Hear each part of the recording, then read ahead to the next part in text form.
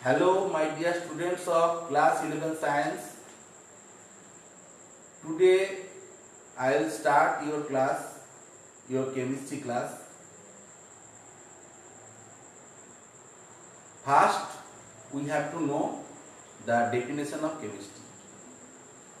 I hope that all of you know the definition that chemistry is a branch of science where we should study about the elements and their different compounds with their physical properties as well as their chemical properties. Now, before going to the chapter, your first chapter is some basic concept of chemistry. We will discuss the syllabus. Actually, your total mark in chemistry is 100 and theory mark is 70. Theory 70 marks and practical 30 marks. Now you know that chemistry has different types of branches, but in your syllabus mainly three types of branch we will discuss. One is physical chemistry, another is organic chemistry, another is inorganic chemistry. So chemistry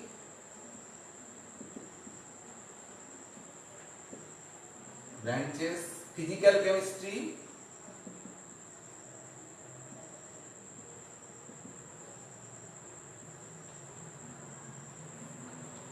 inorganic chemistry,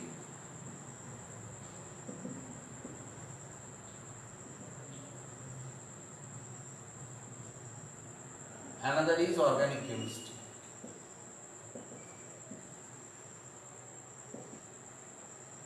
In physical chemistry, out of this 70 marks of your theory, there is 32 marks. And in inorganic chemistry, only 15 marks. And in organic chemistry, there is 23 marks. So total 70 mark theory.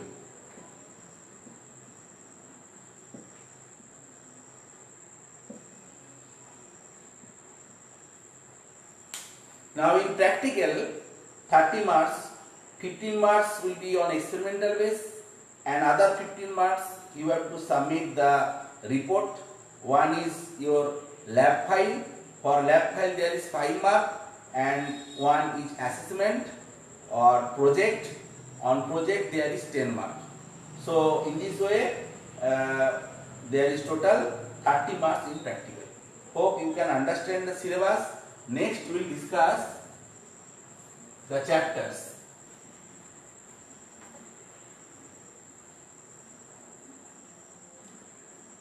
In your physical chemistry, the first chapter is some basic concept of chemistry. Second chapter is structure of atom. Next one is classification of elements of periodic properties. Chemical bonding and molecular structure is the fourth chapter. Fifth chapter is states of matter, gases and liquids. Next, sixth chapter is chemical thermodynamics. Seventh chapter is equilibrium. So in this way, total mark is in physical chemistry 32, and in inorganic chemistry redox reaction, hydrogen and S block elements and P block elements, total 4 chapters and it belongs 15 marks. And in case of organic chemistry, the first chapter is organic chemistry, some basic principle and concepts or techniques, and second chapter is hydrocarbons and third chapter is environmental chemistry, and from organic chemistry there is 23 marks. Now today we will start the first chapter of physical chemistry, that is some basic concept of chemistry. Some basic concept of chemistry. So we have already discussed the definition of chemistry, and chemistry has different types of branch. not only physical, organic, inorganic, there may be medicinal chemistry, there may be industrial chemistry, there may be biochemistry, there may be agriculture chemistry, different types of branches are there. But our first topic, that some basic concept of chemistry, this chapter belongs to physical chemistry. Now we have to know that the important applications of chemistry. First, the supply of food. We are using different types of fertilizers, different types of pesticides, okay, insecticides, okay, to increase the crop, and that is the importance of chemistry here. Next one is the contribution to better health and sanitation. That means we are using different types of drugs. That is the contribution of chemistry. Okay, and now there is coronavirus, and chemists are also trying to find out the vaccine. And previous there are many types of vaccine for plague, cholera, this type of disease. Okay.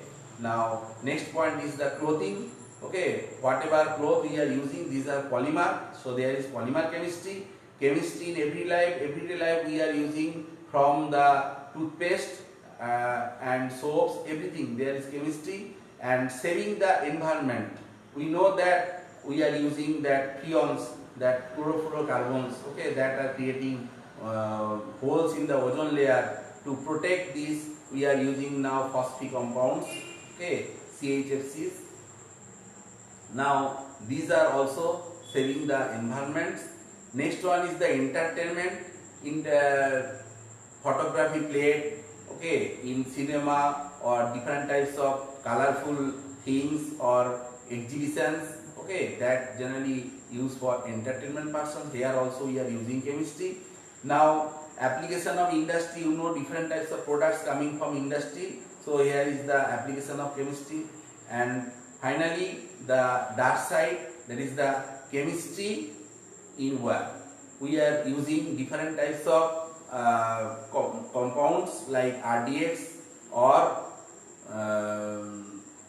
TNT, trinitrotoluene. Actually these are used by terrorists, okay, but we already prepared in our lab. So these are the dark side of chemistry. So with this application also, there may be different types of drawbacks also, drawbacks of chemistry, like the invention of nuclear bomb or atom bomb or hydrogen bomb becomes a serious problem in humanity. And that already I have discussed, that the explosives, okay, are used by terrorists, okay, that is also creating a problem. Drugs like cocaine, heroin, okay, these are have some adverse effect on the youth. And use of insecticides, pesticides have very harmful effects on human also. And use of polythene bags creates environmental problems. So these are the dark side of this chemistry, or drawbacks of chemistry. Next, there is units. Units, you know, there are 7 basic units that you will read from book. I hope that all of you have sufficient knowledge on these units. Okay, basic units. You have to mainly understand, or you have to write or use mainly SI unit, okay, in different types of numerical, that you will read from your book. Next we will discuss the precision and accuracy. Precision and accuracy.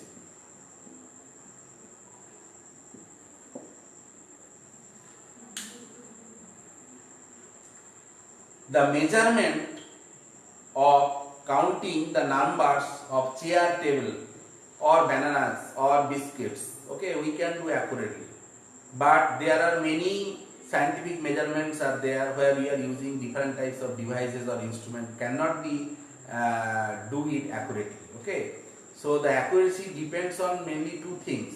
First one, the accuracy of the measuring devices used and the skill of its operator. Now in discussing measurement quantities, the word precision and accuracy are often encountered.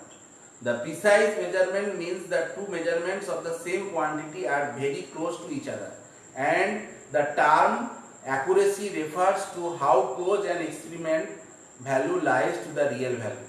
Generally, poor precision corresponds to poor accuracy, but good precision does not necessarily mean to good accuracy. If the values of different measurements are close to each other and hence close to their average value, the measurement is said to be precise. Now we will take one example, then you can easily understand.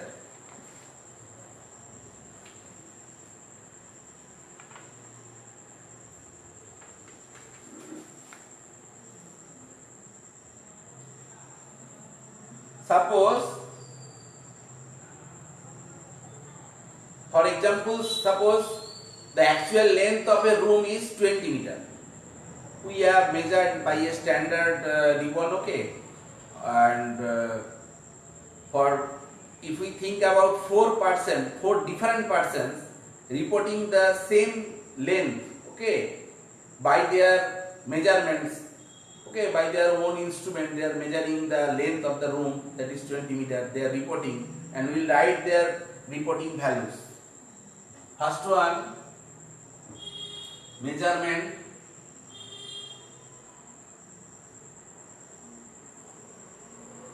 person A,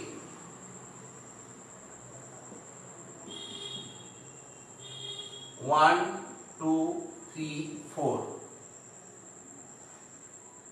Actually, that each person measured the same length, okay, 4 times, and their readings are in meter. First one is 20.2, second one is 20.1, third one is 19.9, and fourth one is 19.8. Now here, if we calculate the average value, then we will get 20. Now what was the standard value? That was 20. Okay. Now here also that person A is getting the average length of the room, that is also 20. And if you see these measurements, one is 20.1, another is 20.2, another is 19.9, another is 19.8. So the values are very close.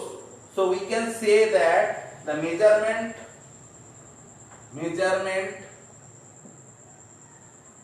of person A is both accurate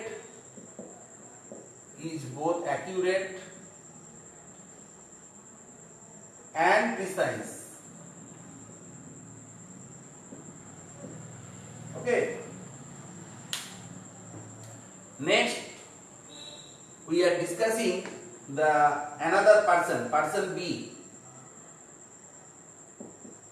In case of person B, the measured value or the length of the room is first 18.6, second one 18.7, third one is 18.8, and fourth one is 18.9. And if we take the average, it will come 18.75. So here person B has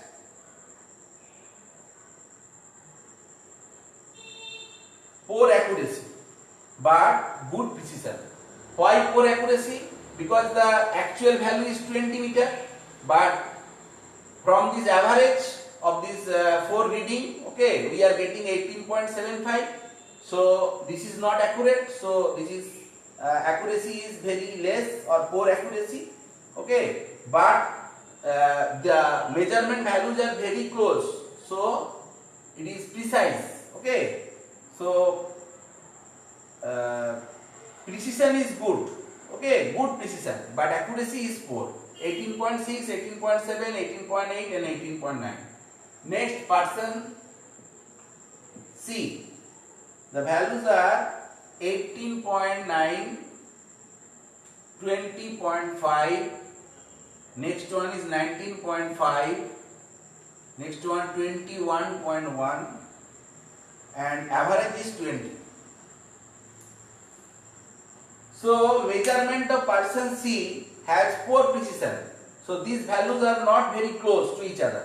18.9, one is 20.5, another is 19.5, another is 21.1, but the value is accurate, okay, or good accuracy, but this is by chance or luck, okay. Whatever average we are getting, plus minus, because the error is eliminated and we are getting this value. This is by chance or by luck, okay. Next, person D. Person D 20, 18, 19.5 and 18.8 and 19.075 is the average. So in this case the average value is not close to the 20. Okay, so the accuracy is 4 as well as 20, then 18, then 19.5. So these are not close. So they are not precise. So in case of person D, okay, both the measurement is has both poor precision and poor accuracy. Hope you can understand. Next we will discuss the significant figures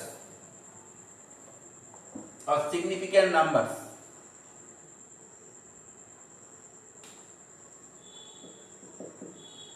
Significant figures or significant numbers.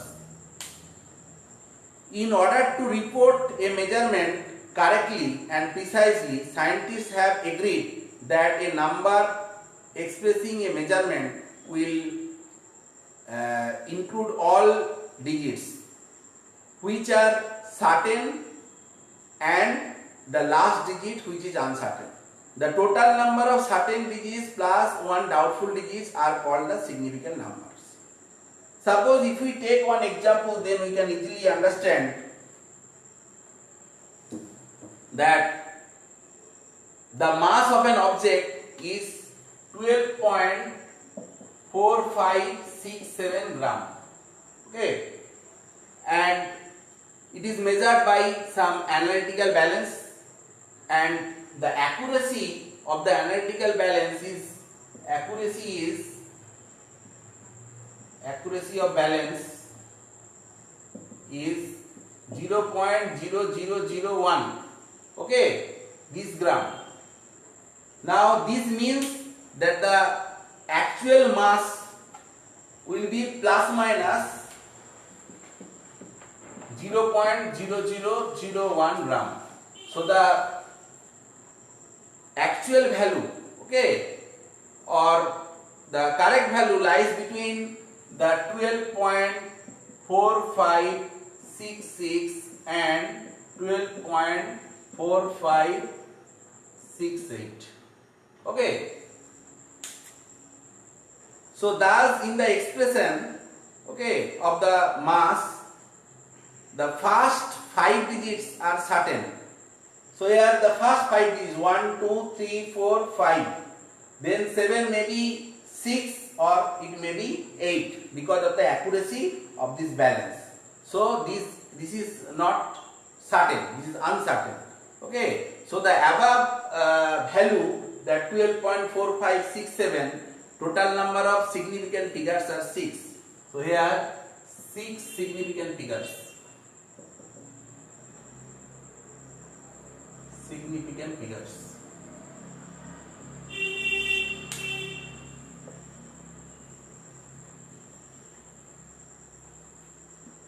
Next we will discuss the rules for the significant figures. Generally all non-zero digits are significant. Okay, suppose you are taking that 3.45. Here total number of significant figures are 3. So here all non-zero digits, okay, all are digits, they are not zero. So these here significant figure is 3. Next, leading zeros which precede all the non-zero digits, these cannot assign figures. Suppose if we take the example of 0.0052. So in this case, what will be the total number of significant figures? here the significant figure will be 2 because these zeros are called leading zeros. Okay, so these will not count here. Next we will discuss the captive zero.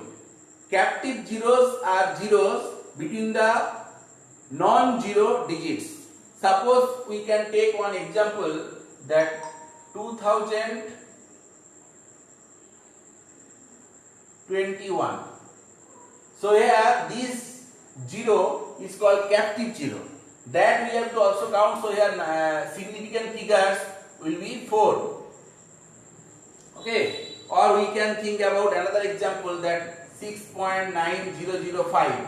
Here also the captive zeros we have to count. So here number of significant figures are 5. And finally we will discuss the trailing zeros. That zeros at the right end of the number, they are significant if the numbers contain a decimal point. Okay. Suppose we thinking about 0.0100. So here what will be the significant figures or significant number? So it has 3 significant figures because these are the leading zeros, we cannot count, only these 0 will count. So total significant figures will be 3 here. So the greater the number of zeros to the right decimal point indicates the greater accuracy. We can think one measurement. We are writing that 2.0 gram. Next one is 2.00 gram. Third one is 2.000 gram. So in this case, that 2.00 gram, that is more accurate measurement. Okay.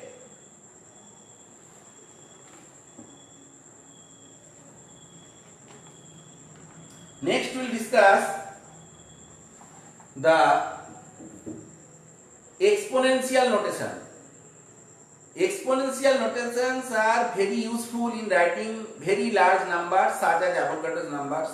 All of you know that 6.022 into 10 to the power 23. So if we write all the zeros here, it will take huge space. Okay, and that is also not the scientific process. So scientific notation or exponential notation will write in this way. So the exponential notations are written in the form n into 10 to the power n, and here the value of n will be 1 to 10, and n is the exponent, and it may be negative or it may be positive. Suppose we can take one example then we can understand. 5684.408. If we want to represent this number as scientific or exponential notation, then we have to write 5.684408 into 10 to the power 6.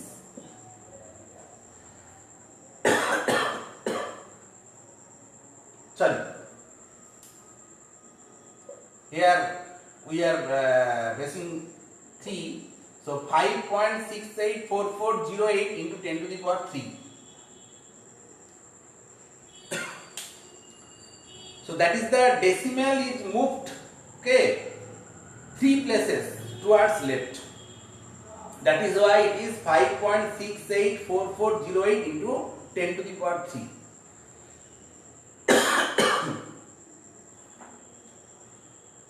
Next we will discuss the rounding of figures. In order to make results of the scientific investigation more meaningful, the non-significant figures in the measurements are dropped. This process is called rounding off. Suppose if we take one digit,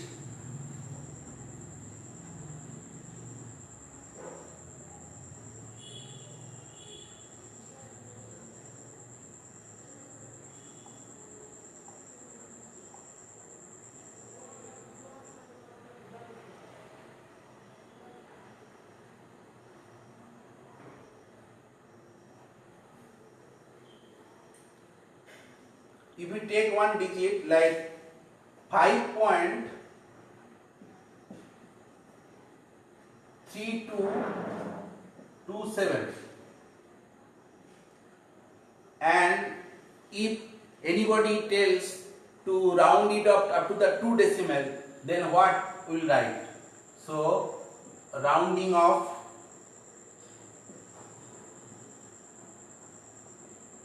5.32, that up to 2 decimal.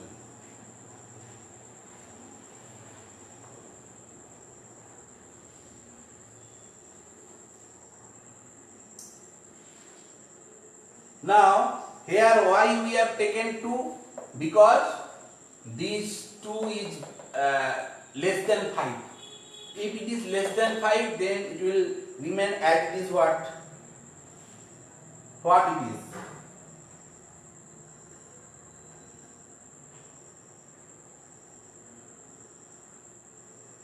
Next, another example I am taking, that 6.265, that rounds to 7.26.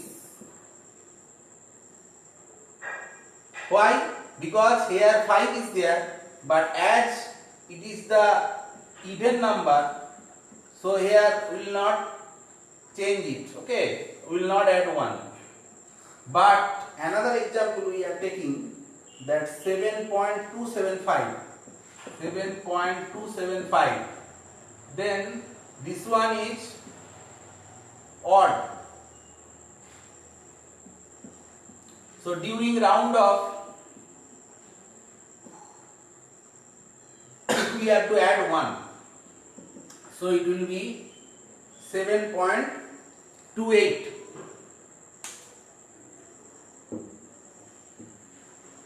So in this way,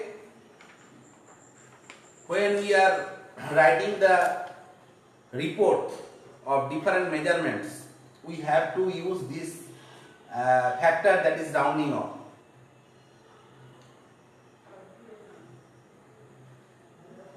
Now if the first digit following the rounding off is greater than 5, then we have to add 1. Here we have given that 7.27 is equal to 7. Is rounded to 7.28. But if we think about the another example, that is 5.347. 5.347. In case of 5.347, if we want to round off to 2 significant figures, okay, then it will be 5.3. If anybody do it in this way, that 5.3 here 7 is there, as it is 4, then as it is greater than 5, we will add 1, and finally it will be 5.4. That is the wrong. So here we only have to take that that 4 digit, that is less than 5, so we will write 5.3. That is the correct answer. It is important to note that if the mathematical calculation involves more than one step, then the rounding off of figure must be done only in final answer.